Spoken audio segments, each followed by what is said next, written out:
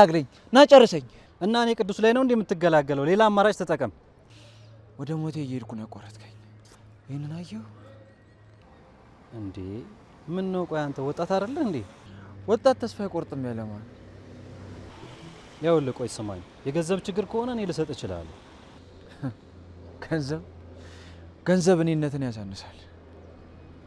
ቆይ እንደዚህ አትበል፣ ተረጋግታ በሰርጉ ዋዜማ እናቱን ያጣ ኪራ እጅግ በጣም ልቡ ተሰብሯል። ቢሆንም ግን ምንም ልቡ እንዳልተሰበረና ሁሉም ነገር በፈጣሪ ፍቃድ እንደሆነ አስመስሎ አባቱን አባዬ አስጨንቄሃለሁ በጣም ይቅርታ በማለትም አባቱን ይቅርታ ጠይቆ ወደ ስራው እንዲሄድ አድርጎታል። አባቱም አባዬ የሚለውን ቃል ስለሰማሁ እጅግ በጣም ደስ ብሎኛል፣ ልጄ ድጋሚ እንደዚህ የምጠራኝ አልመሰለኝም በማለትም ደስ ብሏቸው እንግዲህ ተሰናብተው ወደ ስራቸው ተመልሰዋል። ሰላም ሰላም፣ ጤና ይስጥልኝ ውድና የተከበራችሁ የቻናሌ ቤተሰቦች እንደምን አላችሁ? በያላችሁበት ሰላም ጤና ፍቅር ይብዛላችሁ። ለዚህ ቻናል አዲስ ከሆናችሁ ሰብስክራይብ በማድረግ ቤተሰብ አድርጉኝ።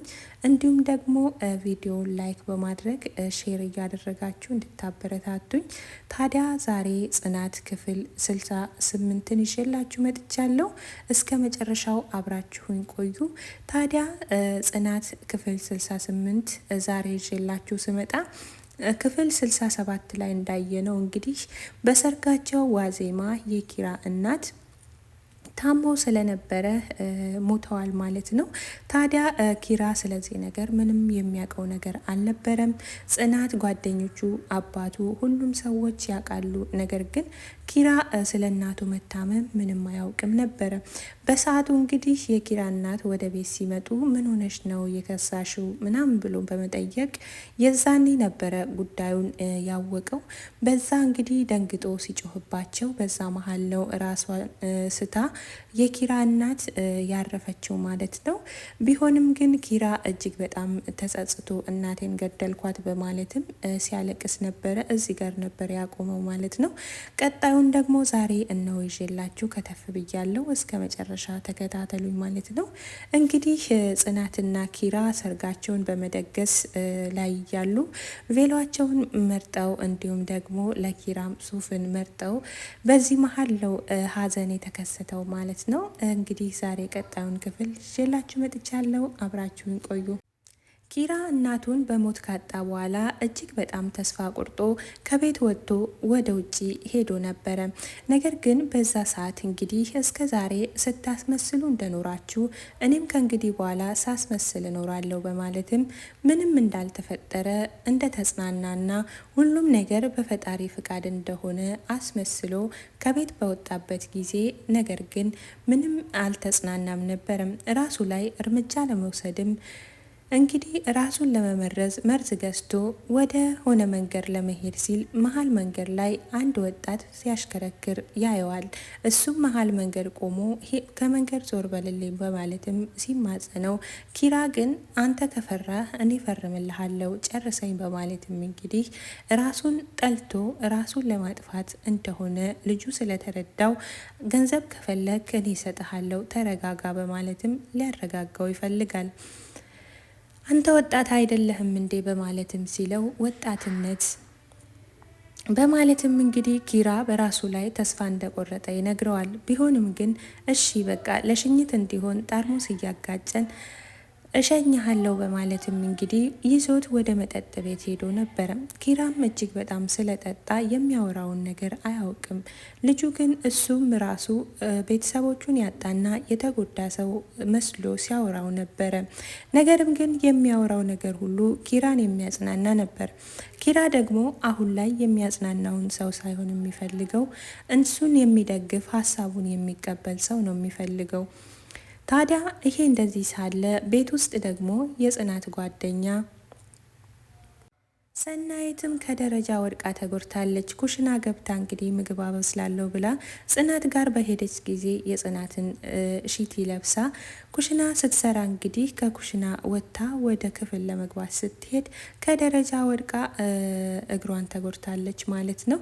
ጽናት ወደ ሱቅ ወጥታ በነበረበት ሰዓት ነው እንግዲህ እሷ ደግሞ ክብሮም ሲመጣባት ክብሮም እንግዲህ ምግቡ በጣም ይሸታል፣ ሽታው ከሩቅ ይጠራል በማለትም እንግዲህ ሲያደንቃት እሷም ከሰሪ ነው በማለትም እንግዲህ ለራሷ እንደሰራች አስመስላ ስታወራ ነበረ። ነገር ግን እስኪ ለምሳሌ ወጥ ውስጥ ምን ምን ይገባል በማለትም ክብሮም ሲጠይቃት እሷም ቶሎ ብላ እንግዲህ ወጥ ውስጥ የሚገባውን ሳይሆን ጭራሽ የማይታሰበውን ነገር ኮሰረት ብላ አረፈችው። ኮሰረት ስትል እንግዲህ ክብሮም ደግሞ በእናቱ እጅ ያደገና ሙያ ያለው ምግብ መስራት የሚችል ሰው ስለነበረ እሷ እንደዚህ ስትለው ጭራሽ አላመንም። እሱም ከት ብሎ ሳቀባት። እንዴት ኮሰረት ወጥ ውስጥ ይገባል በሚለው ከት ብሎ ሳቀባት። እሷም ደግሞ ስለምትጣላው ስለማትወደው እንግዲህ ውሂድልኝ በማለትም ከኩሽና እሱም ወጥቶ ሄደ። በዛ መሀል እንግዲህ እሷም ወድቃ ተጎድታለች። ታዲያ ለናሆም ደውሉልኝ፣ ወደ ክፍሌ ወደ ቤቴ ውሰደኝ፣ ቤቴ ገብቼ ማረፍ እፈልጋለሁ ስትልም እንግዲህ ናሆም ደግሞ እናቱ ጋር ስለሄደ አሁን መምጣት እንደማይችል ነገሯት። እሱም እንግዲህ እኔ ልውሰድሽ፣ በዛውም ልወጣ ስለሆነ መንገዳችን አንድ ከሆነ ቤት አደርስሻለሁ በማለትም እንግዲህ ይዟት ወደ ቤት ሄዶ ነበረ። ወደ ቤት ከሄደ በኋላ ውጣልኝ ብትልም ምግብ ካልሰራሽ አልወጣም በማለትም እንግዲህ ምግብ አሰራት። ሻይና ዳቦ በልተ ትወጣለ በማለትም እሷም እንግዲህ እንዲወጣላት ታደርግ ነበረ። እሱ ደግሞ ጭራሽ ሊወጣ አልፈለገም፣ ሲያዝጋትም ነበረ። እሷም እንግዲህ በጣም ተናዳበት ውጣልኝ እያለች ነበረ እና ቁጭ ካለችበት ስትነሳ እንግዲህ ጠረጴዛ አሁንም ደገማት። እሷም ደግሞ ቤቷ ውስጥ ላሉ እቃዎቿ ሁሉ ስም የምታወጣና ሁሉም ሶፋም ሆነ ጠረጴዛውም ቁም ሳጥኑም አልጋዋ ሳይቀር ትራሷ ሳይቀር እቃዎቿ ስም እንዳሏት እና ባወጣችለት ስም ስትጠራ እንግዲህ እኔ እንደዛ አይደለም ስሜ ክብሮም እባላለሁ በማለት ክብሮም ራሱ መስሎት እንግዲህ ስሙን ለማስረዳት ጥረት ሲያደርግ ነበረ። ታዲያ ክብሮምን እጅግ አልወደደችውም ማለት ነው። ስትቆጣውና ስትጣላው ትታያለች። በስተ መጨረሻም እንግዲህ እልህ የተሞላበት ፍቅር እንዳይሆን ስንልም እንግዲህ እንጠራጠራለን። የተወደዳችሁና የተከበራችሁ ውድ የቻናሌ ቤተሰቦች እንግዲህ ኪራ ከእንግዲህ በኋላ ያለው እጣ ፋንታው ምን ይመስላል የሚለውን በቀጣዩ ክፍል ይዤላችሁ እመጣለሁኝ። ወደ መጠጥ ቤት ሄዶ እየጠጣ ነበረ ማለት ነው። ወደ ቤት ውሰደኝ ሲልም እንግዲህ መኪናዬ ቤንዚን የላትም አልችልም፣ በእግር እንሄዳለን በማለትም እንግዲህ አብሮት የነበረው ልጅ በእግር ወደ ቤት እንደሚሄዱና ቤት እንደሚያደርሰው ነበረ ማለት ነው። ታዲያ ጽናት ደግሞ ይህንን ስታይ አሁንም ሌላኛው ፈተና ሊመጣባት ያለ ይመስላል። ምክንያቱም አሁን ላይ ኪራ ሁሉንም ነገር ለማድረግ ወደ ኋላ ስለማይል፣ ምክንያቱም እናቱን እጅግ በጣም የመወዳት እናቱ ስለነበረች እናቱን በሞት ካጣት በኋላ እንግዲህ ተስፋው የሻከረበት ይመስላል። ይህንኑ እንግዲህ ለማድረግ ወደ ኋላ እንደማይል ነው ማለት ነው። ታዲያ ጽናት ከእንግዲህ በኋላስ ምን ታደርጋለች? ደስ ብሏት ነበረ። ኪራ አባቱን በደስታ ስለሸኘ ወደ ልቡ ተመልሷል ብላ ጽናት እጅግ በጣም ተደስታ ነበረ። አሁን ደግሞ በተቃራኒው ይህንን ስታይ ምን ልታደርግ ትችላለች? ምን ልትል ትችላለች? የሚለው እንግዲህ በቀጣይ ክፍል ይዤላችሁ የምመጣ ይሆናል ማለት ነው። ናሆምና ምሩም እንግዲህ እንዲሁ አብረው ናቸው ማለት ነው።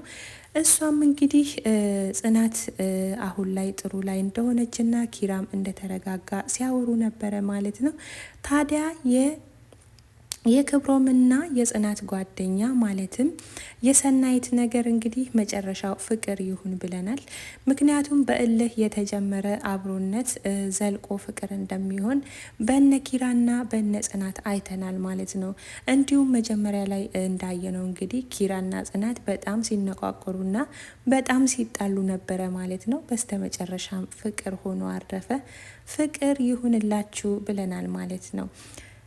ክብሮምና ሰናይትን ማለት ነው። የተወደዳችሁና የተከበራችሁ ውድ የቻናሌ ቤተሰቦች ላይክ እና ሼር እያደረጋችሁ አብራችሁኝ ስለምትቆዩ ስለምታበረታቱኝ እንደተለመደው ከልብ አመሰግናለሁ።